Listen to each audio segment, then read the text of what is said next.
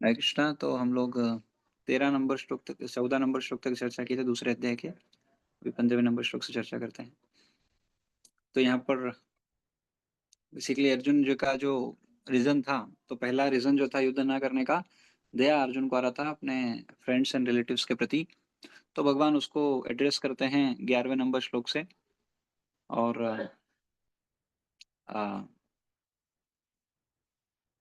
तो अगर हम देखें तो ये जो 11 से लेके 30 नंबर का जो श्लोक है, जो अर्जुन का पहला कारण था, उसके उत्तर में भगवान अर्जुन को बोलते हैं कि अ, आत्मा परमानेंट है, शरीर टेम्पररी है। सो देयरफॉर अननेसेसरी लेमेंट मत करो, है ना। अगर इस पूरे सेक्शन का देखना है तो भगवान बेसिकली यहाँ पर ज्ञान या सांख्य के आधार पर बता रहे हैं। क्योंकि अर्जुन का युद्ध न करने का कारण क्या था? दया। किसके प्रति? फ्रेंड्स एंड रिलेटिव्स के प्रति। तो भगवान बोल रहे थे अननेसेसरी लेमेंटेशन कर रहा है, अननेसेसरी शोक है, क्योंकि ये लोग तो हमेशा रहने वाले हैं। हाँ। और वैसे बाय द वे, आप पहले अर्जुन ने रीजन क्या दिया था? अर्थशास्त्र के हिसाब से तो आतताइयों को मार देना चाहिए, 6 तरह के आतताइयों को। लेकिन अर्जुन बोला धर्मशास्त्र में क्या करना चाहिए? सबको माफ कर देना चाहिए। तो भगवान बोलते हैं अर्थशास्त्र और धर्मशास्त्र, इन दोनों से भी इम्पोर्टेंट है ज्ञान शास्त्र। पहले वो जान उसके बाद धर्म और अर्थशास्त्र की बात आएगी। इन दोनों से ऊपर है क्या? ज्ञान शास्त्र। ज्ञान मतलब क्या है? हम कौन है, भगवान कौन है। हम कौन है? आत्मा है, शरीर नहीं है। और भगवान कौन है, और उनसे हमारा क्या संबंध है। मैटर और स्पिरिट, शरीर और आत्मा का भेद समझना ही मुख्य ज्ञान है ऋषि। जब तक कि कोई व्यक्ति इस ज्ञान पर नहीं है, तब तक वो परेशान है। और सारा समस्या इसी कारण से है। तो अर्जुन को भगवान वही बोलते हैं कि अननेसेसरी लेमेंट मत करो। क्योंकि 3 चीजें हैं, है ना। 3 चीजें क्या क्या है? एक तो ग्रॉस बॉडी है, हमारा जो सटल बॉडी, जो पंच महाभूत से बना हुआ है, पृथ्वी, अग्नि, जल, वायु, आकाश, इन 5 चीजों से। एंड देन सेकंड कम्स क्या हुआ? मैं लेक्चर देता हूँ। तो then second comes settled body. Settled body means what? Settled body means our जिसके अंदर जो शरीर है वो किससे बना हुआ है?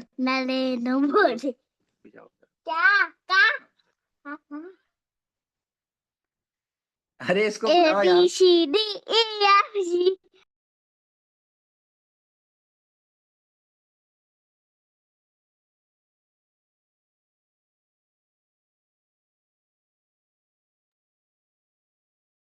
Very very good. गुड।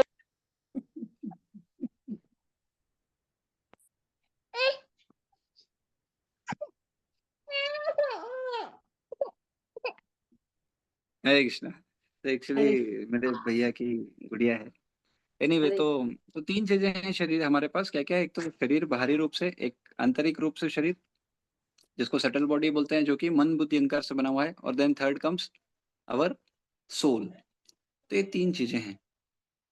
हाँ, ये जो 3 चीजें हैं, इनमें शरीर जो है this is going to be मरने ही वाला है, यानी इसको तो नाश होने ही वाला है। एक्चुअली नाशवानी है शरीर तो शरीर तो चेंज होने ही वाला या जाने ही वाला है, इसमें कोई संशय नहीं है, इसमें कोई वो नहीं है। तो इसलिए इसके लिमिट करने का जरूरत नहीं है। अभी आत्मा आत्मा तो हमेशा ही रहने वाला है, तो इसके लिए इसको तो कोई समस्या होने ही नहीं वाला है। किसी भी तरह का कष्ट जो है वो आत्मा के ऊपर तो है ही नहीं। तो फिर बचता क्या है? सिर्फ सेटल बॉडी। लेकिन ये सेटल बॉडी भी कब तक रहेगा? सेटल बॉडी भी कोई हमेशा नहीं रहेगा। मन बुद्धि अहंकार कोई हमेशा नहीं रहेगा। ये कब तक रहेगा? जब तक व्यक्ति लिबरेटेड नहीं होता तब तक रहेगा। और यही कारण है एक्चुअली आत्मा के ऊपर ये जो दूसरा शरीर, ये तीसरा जो मेन जो पंच महाभूत का शरीर है, ये कौन सा होगा? ये इसी पर निर्भर करता है, मन बुद्धि अहंकार। ये अभी जो किया है ना, इसको ये कैरी करता है। एंड देन नेक्स्ट लाइफ में उस तरह से शरीर मिलता है।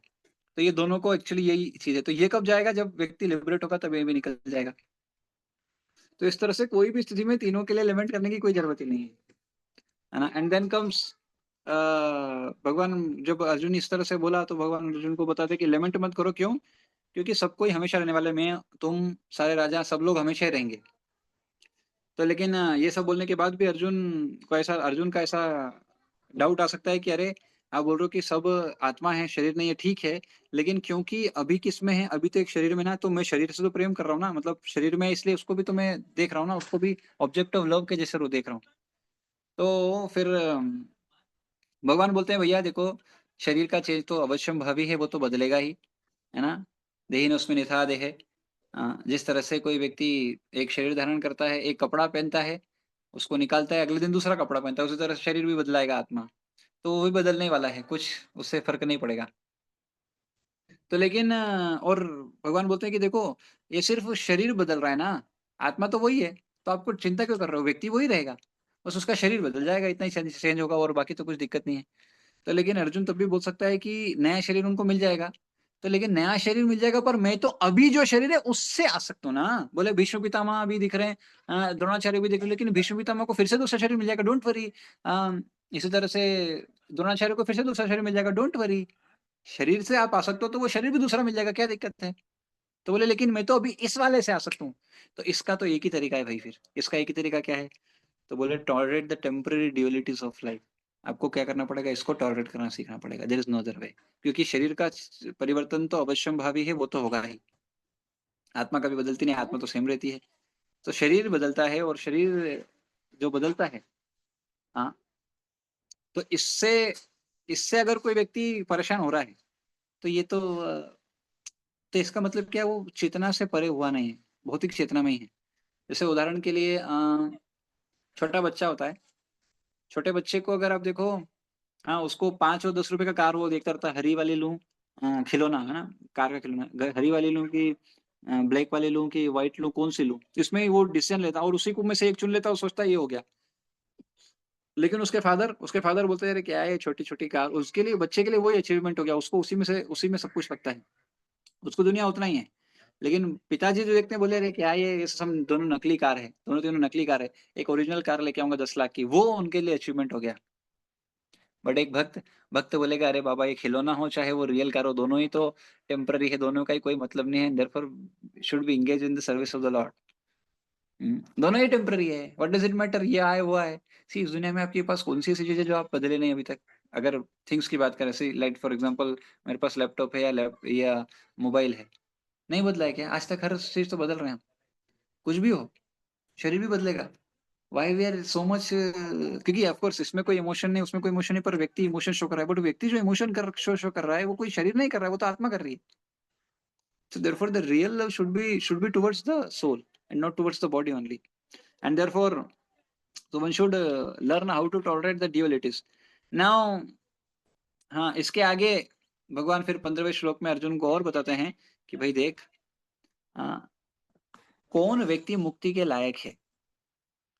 ये यहाँ पर भगवान बताते हैं, यम ही न व्यथन्ते ते पुरुषम पुरुषर्षभ सम दुःख सुखम धीरम सोऽमृतत्वाय कल्पते।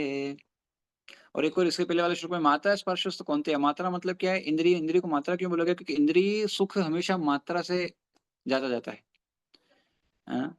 कितना ज़्यादा मात्रा में मैंने इंद्रिय भोग किया, वो ही व्यक्ति की जीवन की सक्सेस है आज के समय में। इस पर्टिकुलर एज में अगर हम देखें, जितना वो इंद्रिय तृप्ति कर रहा है, उसको लगता है कि अरे चिल करो, अरे ये करो, वो करो, मतलब उसको इंद्रिय तृप्ति की जितनी मात्रा बढ़ रही है, जितनी मात्रा बढ़ाना है, उसको लग रहा है कि he is happy. But actually वो समझा ही नहीं। वो रियलिटी जानता ही नहीं अभी। इसलिए भगवान बोल रहे हैं कि जो लिबरेशन के लिए कौन कौन एलिजिबल है? वो व्यक्ति है जो क्या करता है, अ, जो इन ड्युअलिटीज़ में संभव रहता है, क्योंकि ये तो आने वाली है। देखो, अभी शीतोष्ण सुख दुःखदा बताया था ना? यानी ठंड में क्या करते हैं, ठंड और गर्मी होता है तो क्या करते हैं? ठंड में होता है तो अभी ठंड आ रही है, ओह! क्या करते हैं ठंड में हम लोग? बड़े-बड़े स्वेटर पहन लेते हैं, कान ढक लेते हैं, नीचे लोअर्स, इनर ये सब पहन के, और हाथ के hands gloves and socks, in this way we are protected by this, है ना? इसके अरेंजमेंट से हम बच लेते हैं अपने आप को। तो we are protected by cold. Now in summer, summer में हम लोग क्या करते हैं, फैन लगा लेते हैं, कूलर्स लगा लेते हैं, एसी लगा लेते हैं। In this way we are again protected by this.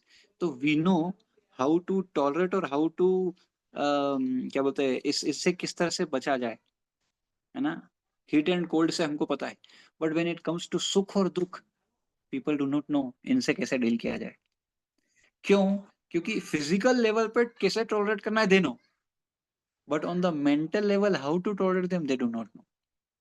And therefore जो फिजिकली बहुत अच्छे होते हैं, सब तरह से अच्छा होता है, but because they are mentally so weak and therefore they are not able to tolerate the temporary pleasure and pens.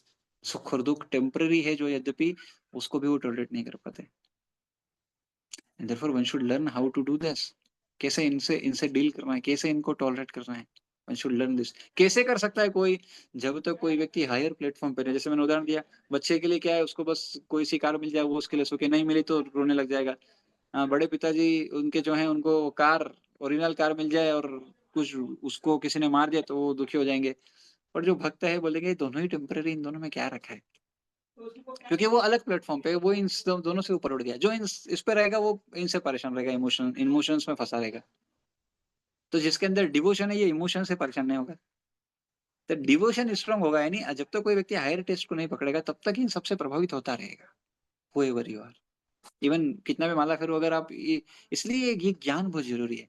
ये ज्ञान से व्यक्ति क्या होता है, हाँ, इस समस्याओं में भी समाधान देख पाता है। एक्चुअली समस्या है नहीं, it appears to be a समस्या बट इट्स नॉट समस्या एट ऑल।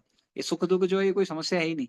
ये सब आने जाने वाली चीजें हैं, इट्स नॉट कि ये कोई हमेशा रहने वाली चीजें।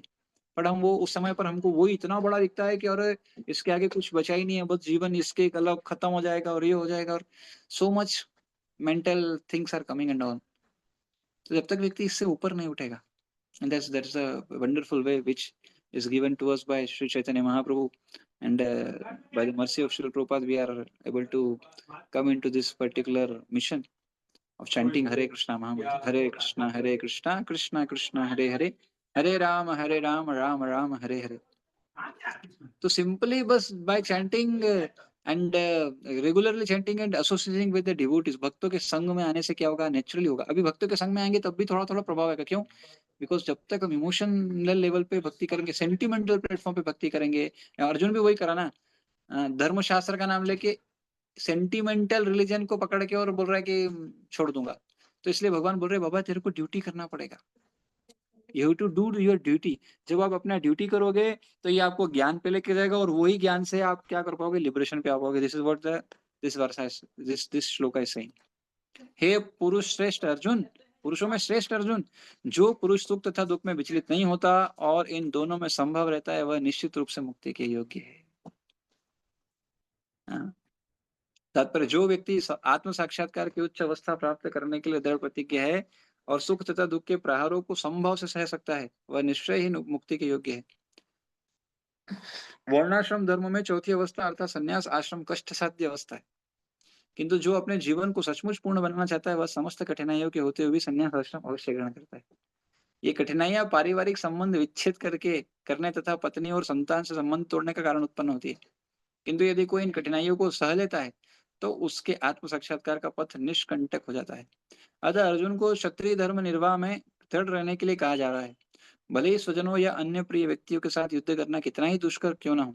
भगवान चैतन्य ने 24 वर्ष की अवस्था में संन्यास ग्रहण कर लिया था। यद्यपि उन पर आश्रित उनकी तरुण पत्नी तथा वृद्धा माँ की देखभाल करने वाला अन्य कोई न था, तो भी उच्चादर्श के लिए उन्होंने संन्यास ग्रहण किया और अपने कर्तव्य पालन में स्थिर बने रहे। भव बंधन से मुक्ति पाने का यही एकमात्र उपाय है। सो तो कई बार ऐसी स्थिति आती है जीवन में जब परिवार वाले बहुत लेमेंट करते हैं, but if somebody is very much clear about his goal and of course वो इन सबसे अफेक्टेड नहीं है तो वो जा सकता है। Otherwise nowadays it is very difficult, कलयुग में और लोगों के लिए डिफिकल्ट हो जाएगा, क्योंकि they are not working on on their, क्या बोलते हैं, यहाँ पर भगवान अर्जुन को बोल रहे हैं अपने अपने वृत्तियों में, यानी अपने प्रिस्क्राइब ड्यूटीज में लगे। This is what is leading one's to perfection of one's life. तो जब तक व्यक्ति अपने आचरण में, यानी अपने धर्म के अनुसार जो वृत्तियां उसमें नहीं लगा हुआ है, अपनी प्रिस्क्राइब ड्यूटीज में नहीं लगा हुआ है, ड्यूटी या धर्म में नहीं लगा हुआ है, तब वो उसके लिए ये सब करना बहुत मुश्किल है। So therefore that may be change, ये बदल सकती है अलग अलग स्थितियों में। मान लीजिए कोई ब्रह्मचारी है तो उसकी ड्यूटीज अलग है। If somebody wants to be a brahmachari one should read scriptures. वो नहीं करेगा अगर तो फिर नेचुरली उसको अर्जेस आएंगे एंड देन वो कंटिन्यू नहीं कर पाएगा। इस तरह से कोई राजा है तो उसको भी उस एक्टिविटी में लगना पड़ेगा। तो जो भी प्रिस्क्राइब ड्यूटीज जिसके लिए है वो उसको करना पड़ेगी, और वो करते करते ग्रेजुअली वो रियल नॉलेज में स्थापित होगा और उसके आधार पे वो डिसीजन ले पाएगा। एंड तो यहाँ पर एलिजिबिलिटी क्या है? कौन मुक्ति के योग्य है वो बताए। नाउ नेक्स्ट वर्स, नासते विद्यते भावो ना भावो विद्यते सता उभयोरपि दृष्टोऽनन्तपल्योस्तत्त्वदर्शिभिः। तत्वदर्शियों ने यह निष्कर्ष निकाला है कि असत भौतिक शरीर का तो कोई चिरस्थायित्व है नहीं है, किंतु सत आत्मा अपरिवर्तित रहता है। उन्होंने इन दोनों की प्रकृति के अध्ययन द्वारा यह निष्कर्ष निकाला है। तो तात्पर्य, परिवर्तनशील शरीर का कोई स्थायित्व नहीं है। आधुनिक चिकित्सा विज्ञान ने भी यह स्वीकार किया है कि विभिन्न कोशिकाओं की क्रिया प्रतिक्रिया द्वारा शरीर प्रतिक्षण बदलता रहता है। इस तरह शरीर में वृद्धि तथा वृद्धावस्था आती रहती है, किंतु शरीर तथा मन में निरंतर परिवर्तन होने पर भी आत्मा स्थायी रहती है। यही पदार्थ तथा आत्मा का अंतर है। स्वभावतः शरीर नित्य परिवर्तनशील है और आत्मा शाश्वत है। तत्वदर्शियों ने चाहे निर्विशेषवादी हो या सगुणवादी इस निष्कर्ष की स्थापना की है। विष्णु पुराण में 2:1138 कहा गया है कि विष्णु तथा उनके धाम स्वयं प्रकाश से प्रकाशित है। ज्योतिषिम विष्णुर्भुवनानि विष्णु। सत तथा असत शब्द आत्मा तथा भौतिक पदार्थ के ही द्योतक है। सभी तत्वदर्शियों की यह स्थापना है। यही से भगवान द्वारा अज्ञान से मोहग्रस्त जीवों को उपदेश देने का शुभारंभ होती है। अज्ञान को हटाने के लिए आराधक और आराध्य के बीच पुनः शाश्वत संबंध स्थापित करना होता है और फिर अंश रूप जीवों तथा श्रीमद भगवान के अंतर को समझना होता है। कोई भी व्यक्ति आत्मा के अध्ययन द्वारा परमेश्वर के स्वभाव को समझ सकता है। आत्मा तथा परमात्मा का अंतर अंश तथा पूर्ण के अंतर के रूप में है। वेदांत सूत्र तथा श्रीमद भागवत में परमेश्वर को समस्त उद्भव और प्रकाश का मूल माना गया है। ऐसे अद्भुतों का अनुभव परा तथा अपरा प्राकृतिक क्रमों द्वारा किया जाता है। जीव का संबंध परा प्रकृति से, जैसा कि 7वें अध्याय में से स्पष्ट हो। वापस यद्यपि शक्तिमान में कोई देखा अंतर कि नहीं है, किंतु शक्तिमान को परम माना जाता है और शक्ति या प्रकृति को गौण। अतः सारे जीव उसी तरह परमेश्वर के सदैव अधीन रहते हैं जिस तरह सेवक स्वामी के या शिष्य गुरु के अधीन रहता है। अज्ञान अवस्था में ऐसे स्पष्ट ज्ञान को समझ पाना असंभव है। अतः ऐसे ज्ञान को दूर करने के लिए सदा सर्वदा के लिए जीवों को प्रबुद्ध करने हेतु भगवान भगवद गीता का उपदेश देते हैं। तो यहाँ पर एक बहुत इंपॉर्टेंट बात बताई गई है कि नासते विद्यते भावो ना विद्यते ना भाव विद्यते सता, यानी कि जो शरीर है उसका तो कोई कभी परमानेंट एग्जिस्टेंस है नहीं, वो तो कभी हमेशा रहेगा नहीं। और जो आत्मा है वो तो हमेशा रहने वाली है। तो सुन जो टेम्पररी है और जो परमानेंट है, जो बुद्धिमान व्यक्ति, इसके पहले आया था श्लोक उसमें बताता है, जो बुद्धिमान व्यक्ति, जो धूर्त व्यक्ति है, ना तो परमानेंट के लिए शोक करता है और ना तो टेम्पररी के लिए शोक करता है। तो शोक करने का कोई कारण है ही नहीं। एक्चुअली इस दुनिया में शोक करने का कुछ कारण है ही नहीं। पर व्यक्ति क्यों करता है? क्योंकि वो अपने आप को इस शरीर से आइडेंटिफाई करता है एंड देयरफॉर इस शरीर के कारण से सुख और दुख के उसमें पड़ जाता है। यद्यपि कोई कुछ, ना तो इस दुनिया में कुछ दुख है ना तो कोई सुख है। एक्चुअली सभी सुख है, कोई दुखी नहीं है। वो हमारे एक आचार्य लिखते हैं कि जगत जो है वो तो पूर्ण सुखमय है। जिन्होंने वृंदावन महिमा मत लिखा है, वो लिखते हैं कि जगत इस पूर्ण सुख, सुखमय है, इसमें क्या दुख है? कोई दुखी नहीं। फिर क्यों फील होता है? Because we identify oneself with the body. So body के कारण से ड्यूअलिटीज में आता है व्यक्ति। बॉडी भी बाद में आता है, पहले मन से आइडेंटिफिकेशन के कारण से क्या होता है, वो बॉडी मिलता है एंड मन से वो ड्यूअलिटी सारी आती है। एक्चुअली अच्छा और बुरा, सही और गलत, लाभ हानि, ये सब उससे आता है। हाँ, प्रबोधान सरस्वती, यस, हीरो एक्चुअली। तो so therefore one should understand this point, very important है ये, कि कोई भी प्लेटफॉर्म पे हो, जब तक वो इस टेम्परेरी ड्यूअलिटी से ऊपर नहीं उठेगा, he will always be affected by this, always। किसी ने कुछ बोला तो मैं कुछ हो जाएगा, उसको कुछ तो बुरा लगने लग जाएगा। क्यों? And the main reason behind this is expectation.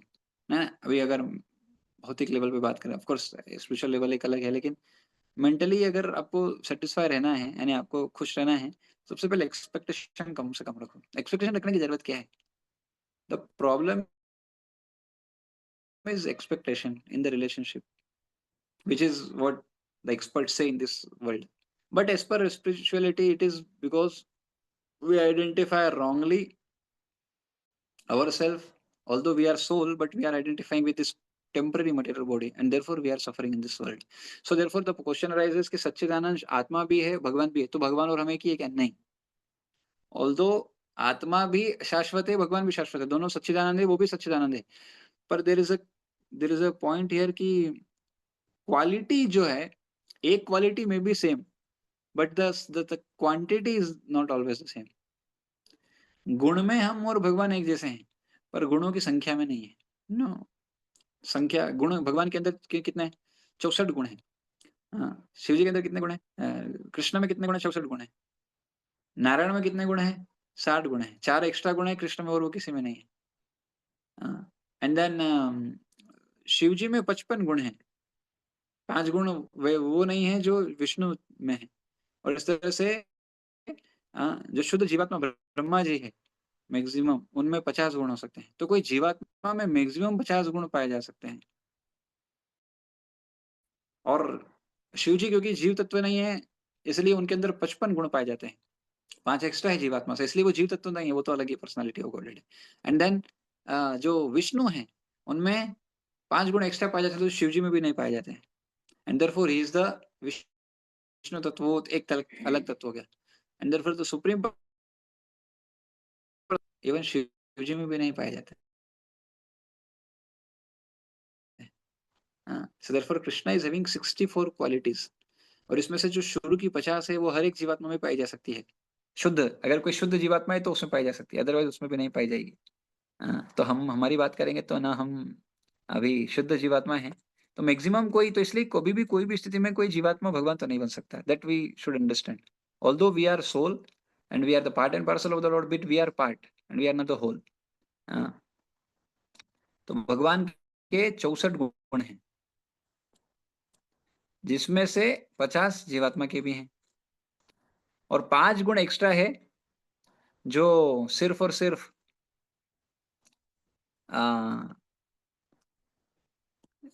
Shiv ji में पाए जाते हैं। और जो शिव जी में भी नहीं है, वैसे 5 गुण एक्स्ट्रा और है।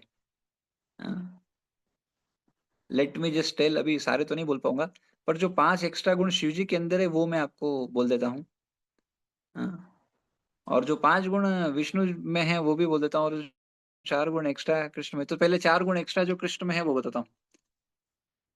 कि सबसे पहला है रूप माधुरी।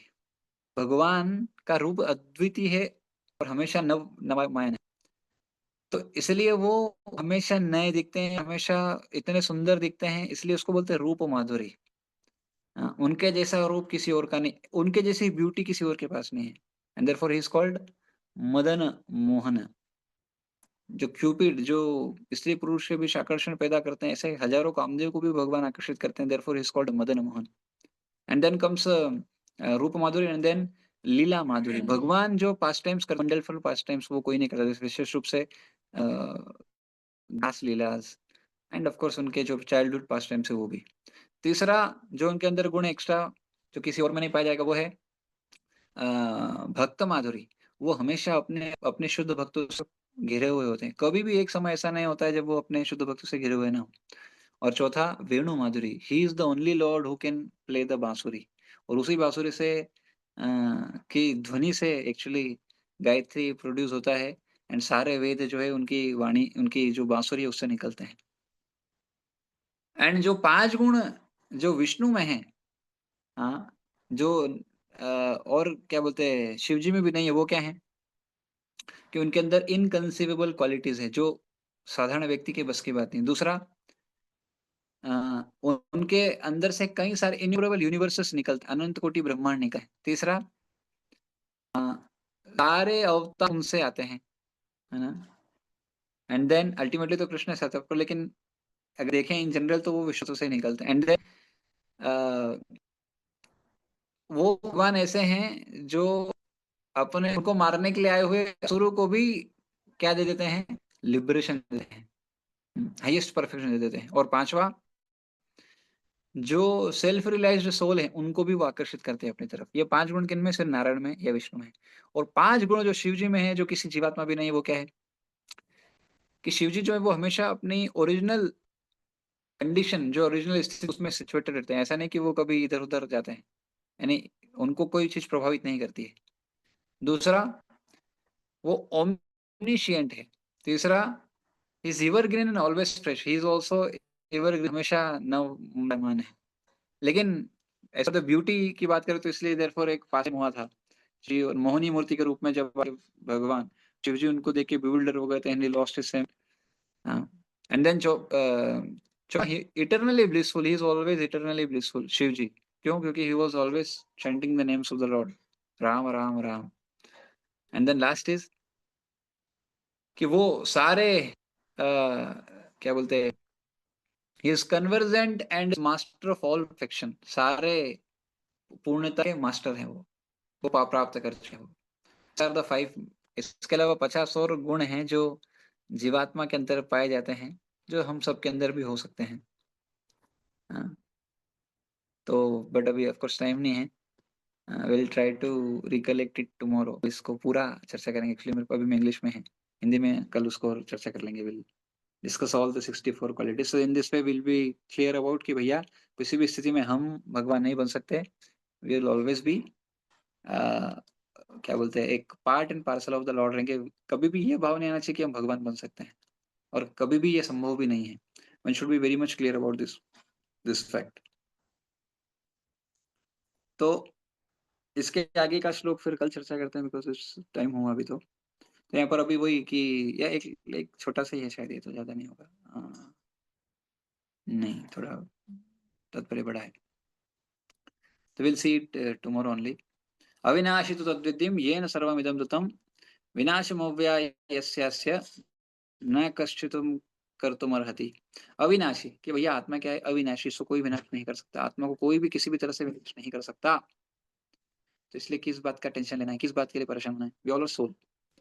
So this just by realizing this particular knowledge that we are not the body, we are the soul. सिर्फ एक अगर कोई ज्ञान प्राप्त कर ले, वो अपनी सारी समस्याओं से मुक्त हो गया, सारी समस्याओं से। क्योंकि सारा समस्या यही, हम अपने आप को बॉडी से आइडेंटिफाई किए और बॉडी में सारी समस्याएं हैं, और बॉडी से सारे दोष और ये सब हम देखते हैं। So this is very wonderful ना, इजंट इट? जैसे मान लो कोई व्यक्ति मोटा पतला होता है तो कई लोग उसको छुड़ाते हैं, बट अगर वो ये समझ ले कि वो शरीर है ही नहीं, वो तो आत्मा है, तो फिर क्यों इस बात का, इसके लिए परेशान होना है? कोई कुछ हमको बोल देता है तो वो शरीर को बोला, आत्मा को तो बोला ही नहीं, देख ही नहीं पा रहा है आत्मा है। आत्मा को कोई कुछ बोल ही नहीं सकते कि आत्मा इन सबसे प्रभावित है ही नहीं। सिंपल नॉलेज कि हम शरीर नहीं, हम आत्मा है, इस सिर्फ इस सिंपल नॉलेज से व्यक्ति सारी समस्याओं से मुक्त हो सकता है। Therefore Krishna spoke in the very beginning, जब शुरू किया तो सबसे पहली चीज इसे शुरू की है, एंड उसको अलग अलग तरह से समझा रहे हैं कि how your soul and soul की क्या क्वालिटीज है। वो ही आने वाला है अपने नेक्स्ट श्लोकों में, ही आने वाला है कि आत्मा की क्या क्वालिटीज है।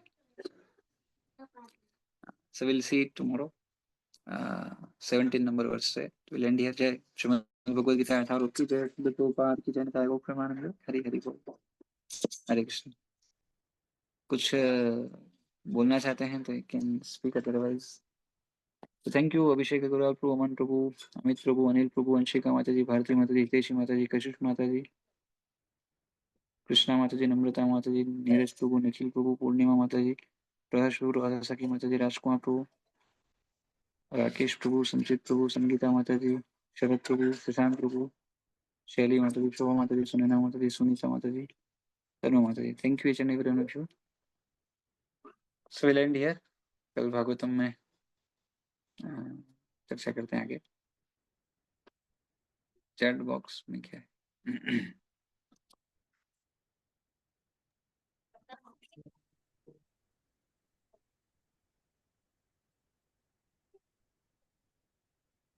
Okay, so will end here. पहले प्रभुपाद की जय, निताय।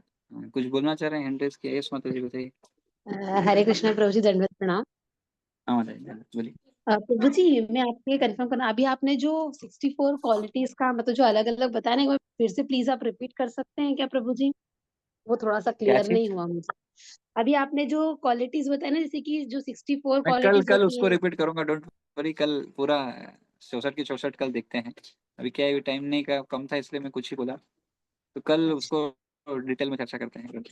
जी प्रभु जी, 64 ठीक है, गुण जो थैंक है यू। भगवान के, हरे कृष्णा, और दंडवत हमारे प्रणाम क्या है प्रभु जी। 50 क्या क्या हो सकते हैं, वो सब हम कल चर्चा करते हैं डिटेल में, डोंट वरी।